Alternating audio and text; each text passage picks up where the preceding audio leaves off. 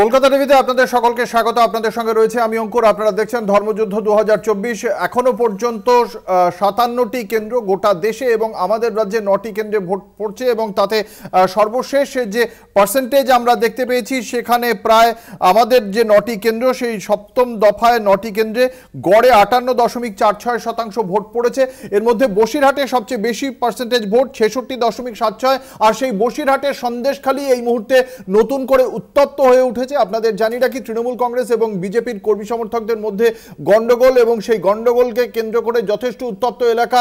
রেখা পাত্র ভারতীয় জনতা পার্টির বসিরহাটে কেন্দ্রের প্রার্থী, তার সঙ্গে পুলিশের বচসা হয়। আপনারা দেখতে পাচ্ছেন সেই ছবি। ভোটে শেষ পর্যন্ত সেই অশান্তির ছবি সন্দেশখালীতে। ভারতীয় জনতা পার্টির কর্মী সমর্থকরা সেখানে অবরোধও করেন বেশ কিছুক্ষণ। ঘটনাস্থলে পুলিশের সঙ্গে বচসায় জড়িয়ে পড়েন বসিরহাট লোকসভা কেন্দ্রের বিজেপি প্রার্থী। বিজেপির অবরোধকে পুলিশ তুলে দেয়। আপনারা দেখতে পাচ্ছেন রাস্তায়। আমাদের সঙ্গে রয়েছেন আমাদের প্রতিনিধি সত্যসুন্দর ভট্টাচার্য। সত্যসুন্দর, এখনো পর্যন্ত বসিরহাটের সন্দেশখালী উত্তপ্ত হয়ে যাওয়ার বিষয়ে নির্বাচন কমিশনের কাছে কি কি অভিযোগ জানানো হয়েছে, কোন কোন রাজনৈতিক দল অভিযোগ জানিয়েছে, সর্বশেষ কি পরিস্থিতি ওখানে? দেখো, সন্দেশখালীর রাজবাড়ি এলাকায় যে বিক্ষোভের ঘটনা ঘটছে, গ্রামবাসীদের পুলিশের অত্যাচারের বিরুদ্ধে গ্রামবাসীদের বিক্ষোভ, এবং পুলিশকে সেই জায়গায় লাঠিচার্জ করতে হয়েছে, এবং গ্রামবাসীদের হঠাৎ গিয়ে গোটা ঘটনায় জেলা প্রশাসনের কাছ থেকে রিপোর্ট তলব করেছে মুখ্য নির্বাচনী আধিকারিকের দপ্তর। এবং সেখানে যেভাবে উত্তপ্ত পরিস্থিতির সৃষ্টি হয়েছে এবং পুলিশকে ঘিরে গ্রামবাসীদের বিক্ষোভ হয়েছে, বিজেপি প্রার্থী রেখা পাত্র সেখানে যেভাবে বিক্ষোভ দেখিয়েছেন, গোটা ঘটনা নিয়ে সেইখানকার আইন শৃঙ্খলা পরিস্থিতির কি অবস্থা তা সরেজমিনে খতিয়ে দেখার জন্য যেরকম নির্দেশ দেওয়া হয়েছে জেলা প্রশাসনকে, তার পাশাপাশি রিপোর্ট পাঠিয়েছে মুখ্য নির্বাচনী আধিকারিকের দপ্তর। এখনো পর্যন্ত আমরা জানি এই সপ্তম দফায় 967 কোম্পানি কেন্দ্রীয় বাহিনী থাকার কথা। তারপরেও এই যে ঘটনা বারংবার বিভিন্ন জায়গায়, শুধুমাত্র তো বসিরহাট নয়, এই 9টি কেন্দ্রের বিভিন্ন জায়গায় আজ বিক্ষিপ্ত অশান্তির ছবি আমাদের সামনে উঠে এসেছে। কখনো তৃণমূল কংগ্রেসের কর্মী মার খেয়েছেন, কখনো বা বিরোধী রাজনৈতিক দলের কর্মী সমর্থকরা মার খেয়েছেন। কেন ঘটছে এই ঘটনা, এই বিষয়ে মানে কমিশনের কি বক্তব্য? কেন্দ্রীয় বাহিনী কি প্রপারলি কাজ করছে না? দেখো, সকাল থেকে নির্বাচন কমিশনের কাছে বিস্তর অভিযোগ এসেছে। শাসক দলের তরফে যেমন অভিযোগ এসেছে, বিরোধী রাজনৈতিক দলের তরফেও কিন্তু অভিযোগ এসেছে। সিভিজিল অ্যাপে অভিযোগ এসেছে, সিএমএস পোর্টাল যে আছে সেখানে অভিযোগ এসেছে, এনজিআরএস এর যে ওয়েব পোর্টাল রয়েছে সেখানে অভিযোগ এসেছে। সেক্ষেত্রে যে সমস্ত অভিযোগগুলো এসেছে সেই সমস্ত অভিযোগের ভিত্তিতে সংশ্লিষ্ট জেলা প্রশাসনকে রিপোর্ট তলব করেছে যেরকম নির্বাচন কমিশন। তার পাশাপাশি কেন্দ্রীয় বাহিনী নিয়ে কিন্তু বেশ কিছু অভিযোগ বিরোধী রাজনৈতিক দলের তরফে করা হয়েছে। জানানো হয়েছে যে কেন্দ্রীয় বাহিনীকে বেশ কিছু জায়গায় সক্রিয় অবস্থায় দেখতে পাওয়া যায়নি। তার পাশাপাশি কিউআরটিকে বেশ কিছু জায়গায় ছিল না, যেখানে 967 কোম্পানি কেন্দ্রীয় বাহিনী এই 9টি লোকসভা আসনের জন্য সেখানে বুথের নিরাপত্তার দায়িত্বে রাখা হয়েছে, সেটা নিয়েও কিন্তু বিরোধীরা প্রশ্ন তুলেছেন। সেক্ষেত্রে জেলা প্রশাসন সমন্বয় রক্ষা করে কেন্দ্রীয় বাহিনীকে যথাযথভাবে ব্যবহার করেছে কিনা সেই বিষয়টিও কিন্তু কমিশন জানতে চেয়েছে জেলা প্রশাসনের কাছ থেকে। অর্থাৎ যে সমস্ত জায়গায় বিক্ষিপ্তভাবে অশান্তির খবর এসেছে, যে সমস্ত জায়গায় সংঘর্ষের ঘটনা ঘটেছে, সেই সমস্ত জায়গায় রিপোর্ট চেয়ে পাঠানো হয়েছে। সেখানে জেলা প্রশাসনের কি ভূমিকা এবং সেখানে কেন্দ্রীয় বাহিনীকে যথাযথভাবে ব্যবহার করা হয়েছিল কিনা সেই বিষয়টিও কিন্তু কমিশন তার নজরে রেখেছে এবং সেই কারণে রিপোর্ট চেয়ে পাঠানো হয়েছে। সত্যসুন্দর, এই কমিশনকে একথা জানিয়েছে কোন রাজনৈতিক দল সবচেয়ে বেশি অভিযোগ করেছে বা কোন রাজনৈতিক দল তুলনায় কম অভিযোগ, সেই বিষয়ে কোনো এর আগের বারের দফায় 6ষ্ঠ দফায় আমরা দেখেছিলাম যে অভিযোগ কোন রাজনৈতিক দল কতগুলি অভিযোগ করেছে তার একটা তালিকা দিয়েছিল। এবার কি সেই তালিকা প্রোভাইড করেছে কমিশন? দেখো, সকাল থেকে যেভাবে অভিযোগ এসেছিল তাতে বেলা 1টা পর্যন্ত কোন রাজনৈতিক দল কত অভিযোগ করেছে সেই তথ্য কমিশন জানিয়েছিল। তারপর থেকে কিন্তু সার্বিকভাবে অভিযোগের সংখ্যা জানানো হয়েছে, কিন্তু কোন রাজনৈতিক দল নির্দিষ্টভাবে কত অভিযোগ করেছেন সে বিষয়টি কিন্তু দুপুর 1টার পর থেকে আর পাওয়া যায়নি। কিন্তু দুপুর 1টা পর্যন্ত যেটা জানা গিয়েছে নির্বাচন কমিশন সূত্রে, সেই অভিযোগের মধ্যে বিজেপি এবং সিপিএম তাদের অভিযোগের সংখ্যাটাই কিন্তু সবচেয়ে বেশি ছিল। তৃণমূল কংগ্রেসের তরফেও অভিযোগ ছিল। তবে যে সমস্ত অভিযোগগুলো ইতিমধ্যেই এসেছে, নথিভুক্ত হয়েছে, সেই সমস্ত অভিযোগের ভিত্তিতে প্রয়োজনীয় ব্যবস্থা যাতে নেওয়া যায় এবং সেই অনুযায়ী কিন্তু সেই রিপোর্ট চেয়ে পাঠানো হয়েছে মুখ্য নির্বাচনী আধিকারিকের দপ্তরের তরফে। ধন্যবাদ। আমাদের সঙ্গে ছিলেন আমাদের প্রতিনিধি সত্যসুন্দর ভট্টাচার্য। আপনাদের জানি রাখি, সন্দেশখালীর পুলিশের সঙ্গে বচসায় ভারতীয় জনতা পার্টির প্রার্থী রেখা পাত্র, গ্রামবাসীদের সঙ্গে কেন্দ্রীয় বাহিনীর বচসা, তৃণমূল কংগ্রেস বিজেপির মধ্যে সংঘর্ষের ঘটনা, রাস্তা অবরোধ করে বিজেপি, তাদের সেই অবরোধ বলপূর্বক তুলে দেওয়া হয়েছে বলে অভিযোগ করা হয়েছে বিজেপির পক্ষ থেকে। এই সপ্তম দফার যে নির্বাচন, সেই নির্বাচনে এখনো পর্যন্ত সবচেয়ে বেশি ভোট পড়েছে এই বসিরহাট লোকসভা কেন্দ্রেই। 66.76% ভোট পড়েছে এই বসিরহাট কেন্দ্রেই। তারপর সঙ্গে সঙ্গে এই বিকেলের দিকেই কিন্তু এই গন্ডগোলের খবর আমরা পাচ্ছি। এই বিষয়ে কথা বলবো। আমাদের সঙ্গে রয়েছেন রাজনৈতিক দলের মুখপাত্ররা, পরিচয় করিয়ে দেবো দর্শকদের সঙ্গে। আমাদের সঙ্গে রয়েছেন রাজ্য বিজেপির মুখপাত্র প্রীতম দত্ত, আমাদের সঙ্গে রয়েছেন তৃণমূল কংগ্রেসের মুখপাত্র সুদীপ রাহা, রয়েছেন প্রদেশ কংগ্রেসের মুখপাত্র সুস্মিতা বিশ্বাস এবং সিপিআই এর মুখপাত্র রাজনীল মুখোপাধ্যায়। আপনাদের প্রত্যেককে আপনাদের কলকাতা টিভির পক্ষ থেকে স্বাগত জানাই। আমি একদম প্রথমে আসবো প্রীতম দত্তর কাছে। বসিরহাটে সবচেয়ে বেশি ভোট পড়েছে এখনো পর্যন্ত প্রীতম, তারপরেও আমরা দেখতে পাচ্ছি যে আপনাদের দলের কর্মী সমর্থকরা বেশ কিছু অভিযোগ করছেন, অর্থাৎ সেখানে কি আপনাদের দল ভালো করে ভোট দিতে পারলো না শেষ পর্যন্ত? না, দেখুন, ওখানে আজকে মানুষের স্বতঃস্ফূর্ততা, আজকে সেই জন্য সবাই মিলে একসাথে ভোট দিচ্ছে। বিকশিত ভারতে ভোট হচ্ছে, মোদিজির ভোট হচ্ছে, আর বন রেখাপত্রের ভোট হচ্ছে। তার কারণ হচ্ছে ওখানে যেভাবে আজকে তৃণমূলের সন্ত্রাসের বিরুদ্ধে, শাহজাহানের বিরুদ্ধে এই রেখাপাত্রর মতো আমাদের বোনেরা, মায়ের সত্যিকারের বাংলার মেয়েরা রুখে দাঁড়িয়েছে, তার জন্য ওনাদের প্রণাম। এবং মানুষেরা কেন্দ্রীয় বাহিনীর ভূমিকা নিয়ে কি বলবেন? আপনাদের লোকেরাই তো বলছে ভোট হচ্ছে না এবং তারাই তো কেন্দ্রীয় বাহিনীর বিরুদ্ধে। আমরা দেখতে পাচ্ছি এই দফায় কেন্দ্রীয় বাহিনী সব জায়গাতে, অনেক জায়গাতে ফেলিয়ার। আপনার ডায়মন্ড হারবারে, দমদমে, ইভেন এই সাউথ কলকাতাতেও কেন্দ্রীয় বাহিনী অনেক জায়গায় কিউআরটি মুভমেন্ট করতে পারছেন। আপনার দৃষ্টি আকর্ষণ করছি আপনার এই ক্যামেরার মাধ্যমে যে কেন এটা হচ্ছে আমরা জানি না। আমরা প্রচুর জানিয়েছেন দুপুর 1টা পর্যন্ত।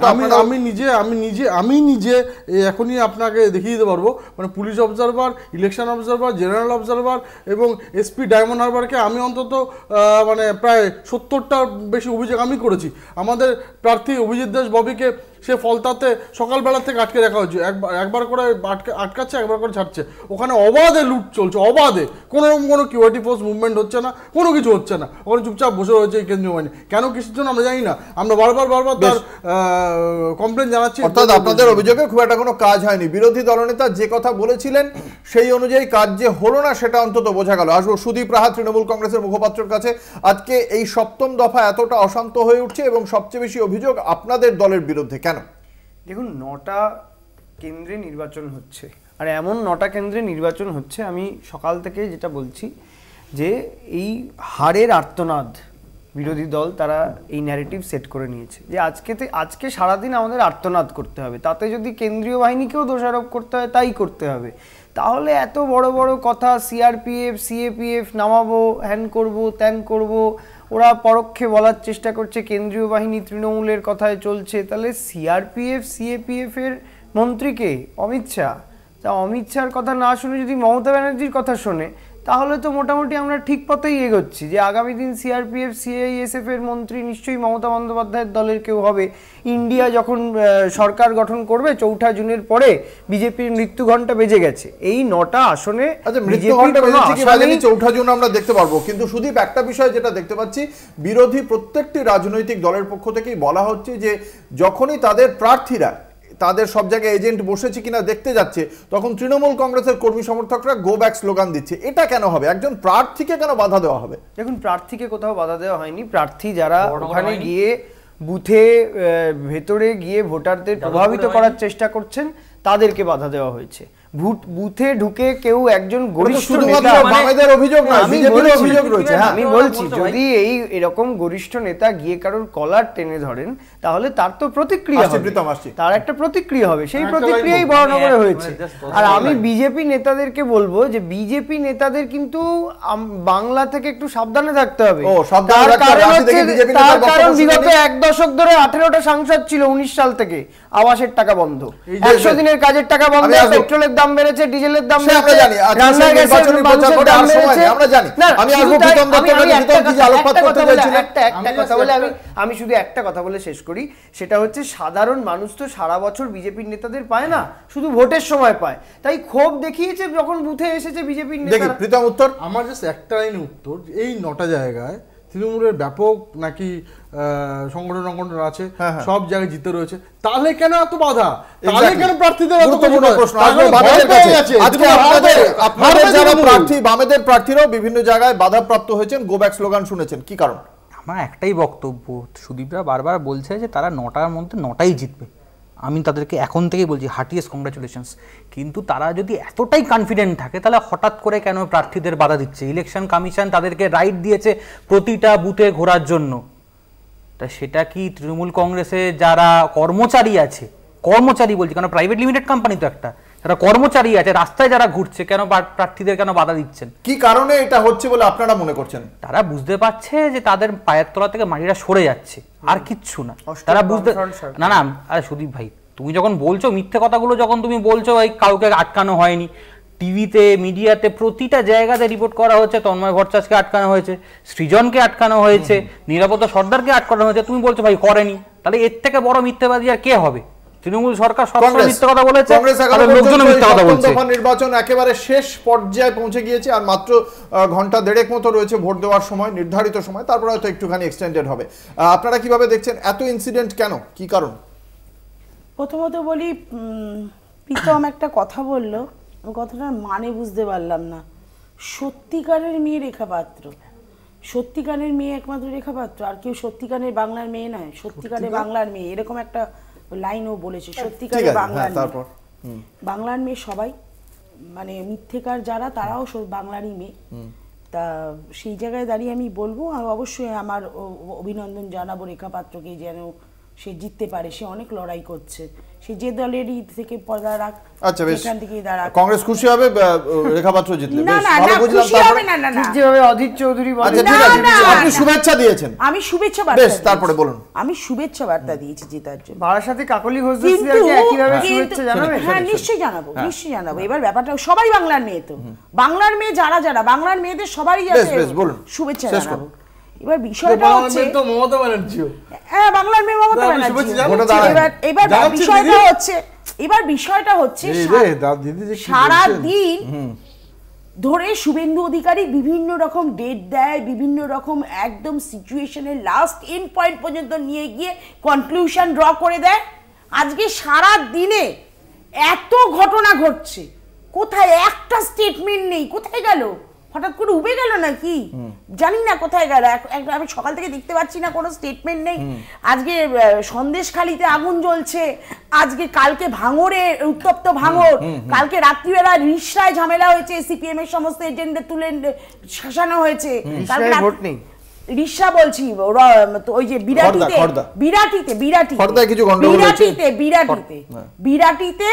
গন্ডগোল হয়েছে। বিরাটির ওই জায়গাটার নাম আমার মনে আসছে না এখন। কালকে হয়েছে ঝামেলা, এবং সেখানে রাত্রিবেলা 12:30টার সময় সুজন চক্রবর্তী গেছে। তার পরবর্তী ক্ষেত্রে আবার আমরা দেখতে পাচ্ছি আজকে সকাল থেকে প্রত্যেকটা মানে বিরোধী দলের মানে প্রার্থীদেরকে কি করা হচ্ছে না, ঘিরে ফেলে গো ব্যাক স্লোগান দিচ্ছে, চোর বলছে। ইভেন দীপশিতাকেও পর্যন্ত চোর বলেছে সেদিনকের ইলেকশনে। মানে এইটা একটা আমরা দেখতে পাচ্ছি সেকেন্ড ফেজ থেকে এইটা একটা মানে স্ট্র্যাটেজি নিয়ে নিয়েছে তৃণমূল কংগ্রেস। সুদীপ রায়ের কাছে আমি আপনার কথাটা নিয়েই যাচ্ছি। এই যে তন্ময় ভট্টাচার্যকে আটকে রাখার অভিযোগ, তার পাশাপাশি দীপশিতা, তন্ময় ভট্টাচার্য, এদেরকে চোর বলা, মানে এরা তো কোনো পদেও থাকতে পারেননি, কিছু চুরি করার সুযোগ পাননি। 34 বছর পদে ছিলেন, ওদের দীপশিতার বাবা কাকা দাদারা ছিল, সেই জন্য বলা হয়েছে। 100 বার প্রশাসন যখন আছে, 100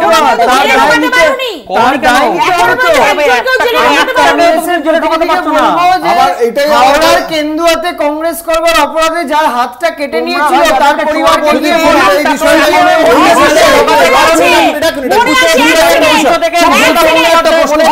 আমি